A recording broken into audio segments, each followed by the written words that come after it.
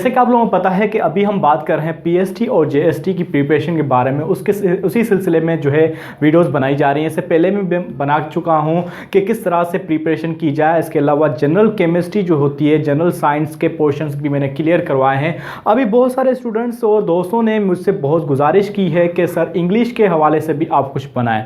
तो इंग्लिश के हवाले से मैंने कोशिश की है कि मैं आपको कुछ टाइम दूं, इंग्लिश के हवाले से मैं आपको बताऊं कि पीएसटी और जेएसटी के लिए मखसूस जो है ये सेक्शन बनाया गया है।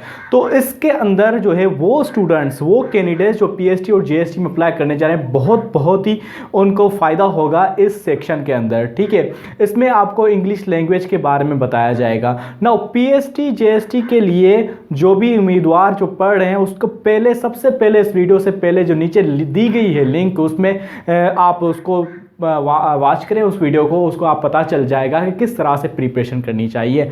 नाउ ये जॉब्स जो हैं उसमें इंग्लिश पोर्शन भी है, दूसरे पोर्शंस भी हैं। ठीक है, हम इंग्लिश को भी टच कर रहे हैं। अब इंग्लिश को हम उसी तरह से पढ़ेंगे जो पीएसटी और जेएसटी के लिए है। हमें पता है कि पीएसटी जेएसटी के लिए फर्स्ट क्लास से लेके 8 तक जो है पीएसटी के लिए सिलेबस दिया गया है और फर्स्ट से 10 तक जो है जेएसटी के लिए दिया गया है।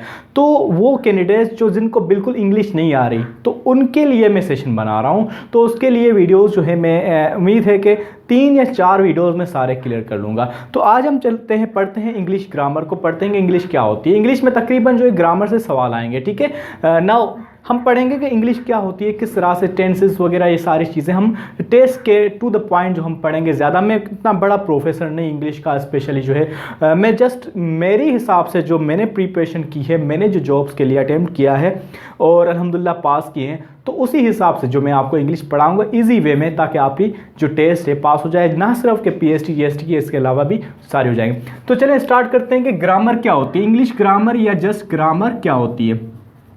ना ग्रामर जो होती है, किसी भी लैंग्वेज को सीखने के लिए जो असूल होते हैं, कवायद होते हैं, उनके मजमूए को कहा जाता है ग्रामर।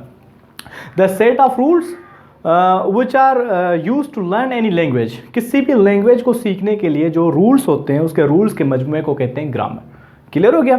ठीक है, कोई भी काम सीखते हैं तो उसके लिए असूल होते हैं, तो उस असूलों के मजमुआ जो होता है किसी भी लैंग्वेज को सीखने के लिए, उसको ग्रामर कहते हैं। अगर इंग्लिश का बात कर रहे हैं, इंग्लिश या सिंधी है, उर्दू है, कोई भी है, तो उसके भी जो असूल होते हैं उसको ग्रामर ही कहेंगे। ठीक है, तो ये इंग्लिश की बात होगी तो English grammar. The set of rules to learn any language, किसी भी लैंग्वेज को सीखने के लिए उसको। अब हम ग्रामर, जब हम इंग्लिश सीखने की बात करते हैं तो हम इसका मतलब ये है कि हम ग्रामर सीखेंगे। ठीक है भाई, ग्रामर सीखेंगे मतलब क्या है कि उसूल सीखेंगे इंग्लिश के लिए, सीखने के लिए। तो हम ग्रामर, ना ग्रामर में सबसे पहले मैं आपको आज बताने वाला हूं कि जो भी हम यूज़ करते हैं, बात करते हैं ना, उसमें जुमले इस्तेमाल करते हैं, सेंटेंसेस। अब सेंटेंस क्या होता है, सेंटेंस की क्या खूबियां होती है, सेंटेंस के टाइप्स क्या होते हैं, ये सारे हम पढ़ेंगे। ग्रामर हमने क्लियर किया। ग्रामर क्या होता है, the set of rules, set of rules to learn a language is called grammar. Okay, now sentence क्या होता है, सेंटेंस कोई भी अल्फाज का मजमूआ, अल्फाजों जो होते हैं, अल्फाज जो होते हैं, ठीक है, the set of words, group of words कहते हैं। कोई भी मजमूआ होता है अल्फाजों का, ठीक है, उस मजमूए को जो जिससे कोई खास मतलब निकले ना, कोई सेंस निकले, उसको कहा जाता है सेंटेंस। जैसे कि मैं कहूँ कि मैं कराची जा रहा हूँ, ठीक है, तो ये अल्फाजों का मजमुआ होगा, इसका मतलब निकल रहा है कि कराची जा रहा हूँ, कि समवन इज गोइंग कराची, कोई बंदा कराची जा रहा है। ठीक है, मैं खाना खा रहा हूँ, उसका मतलब, अगर मैं कहूँ कि मैं खाना खा रहा, मैं खाना, वो कराची, तो ये भी अल्फाजों का मजमुआ, लेकिन उसमें कोई जो है सेंस नहीं निकलता। तो ऐसे अल्फाजों के मजमुआत जिसमें से कोई प्रॉपर जो सेंटेंस, कोई मतलब जो सेंस निकले, उसको कहा जाता है सेंटेंस। क्लियर हो गया? The group of words, group of words which make sense. अब इसके कंपोनेंट्स कौन से होते हैं, ठीक है, इसके कंपोनेंट्स कौन से होते हैं ये भी हम पढ़ेंगे, और लास्ट में आपको जो है ना वर्कशीट भी दूंगा। देखें, वैसे यूट्यूब चैनल पे बहुत सारे यूट्यूब चैनल मौजूद है, यहाँ पे आप सीख सकते हैं, लेकिन इंग्लिश पे ऐसे टेस्ट के लिए कोई काम नहीं किया गया, तो ये फर्स्ट टाइम मैं कर रहा हूँ। तो उसमें आप अगर होंगे तो भी आप सीख सकते हैं, लेकिन उसमें आपको वर्कशीट वगैरह नहीं दी जाएगी। लेकिन इस पे मैं क्या करूँगा, लास्ट में वर्कशीट भी दूंगा। मैं इतना कि बड़ा कोई प्रोफेसर इंग्लिश के लिए नहीं हूँ, अल्दो मैंने पढ़ा है पाकतुर्क कॉलेज, जब जामशोर में जब मैं पढ़ा रहा था, तो वहाँ पे पूरा इंग्लिश मीडियम था, हम इंग्लिश में ही बात करते हैं। अल्हम्दुलिल्लाह I have good commanded English. Okay, now बात ये है कि हम सिर्फ टू द पॉइंट पढ़ेंगे, ठीक है। लास्ट में वर्कशीट भी दूंगा ताकि प्रैक्टिस रहे, practice makes a man perfect, ठीक है। तो उस तरह से आपकी तैयारी होती जाएगी बिल्कुल अच्छी तरह से, ठीक है। अगर आप लोगों ने अभी तक जो है अप्लाई नहीं किया तो अप्लाई कर ले, लास्ट डेट जो है 9 अप्रैल है। इंशाल्लाह आप पास हो जाएंगे टेस्ट में भी, और मुझे उम्मीद है कि आपको ये नौकरी मिल जाएगी। अगर आप लोगों ने अभी तक चैनल सब्सक्राइब नहीं किया तो सब्सक्राइब कर लें, आपको बहुत बड़ा फायदा होने वाला है। Now group of words which make sense इसका सेंटेंस, ठीक है। कोई भी अल्फाजों का मजमुआ जिससे कोई मतलब निकले, जैसे कि मैं कराची जा रहा हूं, मैं कराची जा रहा हूं, ठीक है। I am going to Karachi. अब सेंटेंस के जो है सेंटेंस के कंपोनेंट्स पे बात करेंगे, ठीक है। फिर हम पढ़ेंगे कि सेंटेंस के टाइप्स कौन से होते हैं, सेंटेंस के कंपोनेंट्स कौन से होते हैं। सेंटेंस के अंदर 3 चीजें होती हैं, 1 सब्जेक्ट, दूसरा second verb, third object. Now what is subject? कोई भी काम करने वाला, किसी भी सेंटेंस में काम करने वाला जो होता है उसको हम सब्जेक्ट कहते हैं। जैसे कि असलम गाना गा रहा है, Aslam is singing a song, ठीक है। कोई काम कर रहा है, करने वाला कौन है? असलम में, तो असलम क्या हो गया? सब्जेक्ट, ठीक है। कोई भी काम करने वाला उसको कहा जाता है सब्जेक्ट। वर्ब क्या होता है? जो काम खुद हो, कोई भी काम किसी सेंटेंस में हो रहा उस काम को मखसूस को कहा जाता है वर्ब, ठीक है। जैसे कि जो है मैं खाना खा रहा हूं, तो खाने का काम जो है वो वर्ब हो गया।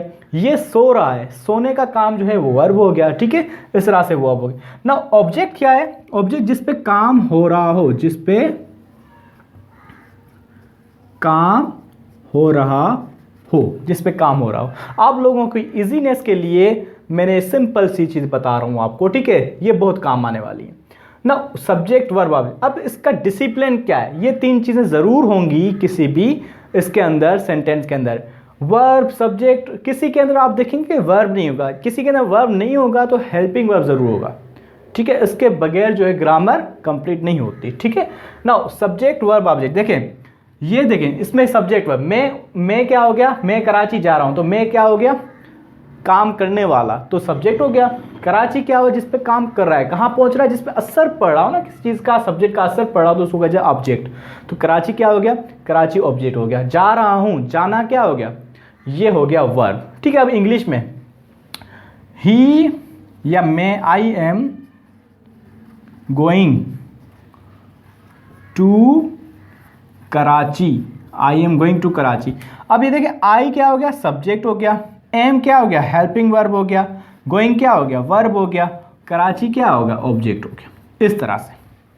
अच्छा याद रखें, जब भी कोई सिंधी में हम लिखते हैं, उर्दू में लिखते हैं, तो सब्जेक्ट जो आगे होता है, वर्ब कहीं पे भी होता है, ऑब्जेक्ट कहीं पे। लेकिन इंग्लिश में हमेशा याद रखें, हमेशा सबसे पहले सब्जेक्ट आएगा, उसके बाद हेल्पिंग वर्ब या वर्ब, उसके बाद ऑब्जेक्ट आएगा। हमेशा, चाहे कुछ भी हो जाए, ये जो स्ट्रक्चर है आप अपने जहन में लगा लें, ये हमेशा यही होगी, ठीक है। उर्दू में आप कुछ भी कर सकते हैं, कुछ भी हो, कहीं पे भी जो कराची देखो बीच में आ रहा है ऑब्जेक्ट, ठीक है। लेकिन इसमें लास्ट में ही आएगा, कुछ भी हो जाए। So this is the main discipline of the sentence, ये चीज़ आपको याद रखनी। अब हम पढ़ते हैं कि सेंटेंस के टाइप्स कौन से। वैसे बहुत सारे टाइप्स होते हैं, लेकिन 4 मेन हैं, वो हम पढ़ेंगे। ये आपने इसकी नोटबुक आप बना लें तो आपको मज़ा आएगा लिखने में, समझने में भी, ठीक है। लास्ट में जो वर्कशीट दूंगा वो आपको ज़रूर करनी है। अगर वो नहीं करेंगे तो आपकी प्रैक्टिस नहीं होगी। कोई भी देखो ना, ज़बान होती है प्रैक्टिस से आती है, कोई भी। तो इंग्लिश भी एक ज़बान है, तो ये भी प्रैक्टिस से आएगी। अब टाइप्स कौन से हैं? 4 टाइप्स होते हैं सेंटेंस के। 1 declarative sentences, declarative sentences. Second जो है इंट्रोगेटिव सेंटेंसेस।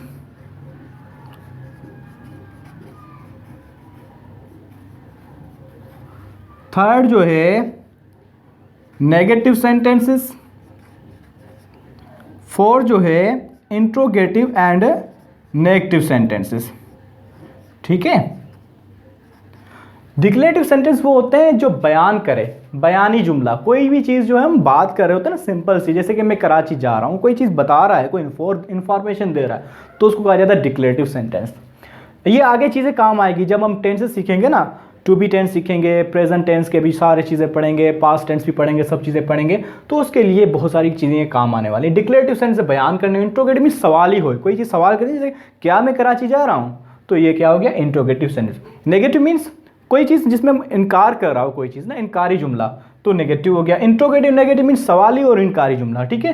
तो डिक्लेरेटिव सेंटेंस जैसे कि मैं ये कराची में है, ठीक है, ये कराची में है, ये बता दी इंफॉर्मेशन, तो डिक्लेरेटिव।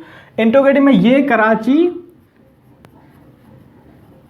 में नहीं है, ये कराची में नहीं है। नेगेटिव क्या हो गया, अच्छा सॉरी, ये कराची में नहीं हो गया नेगेटिव, ठीक है। इंट्रोगेटिव कौन सा हो गया, क्या ये कराची में है, क्या ये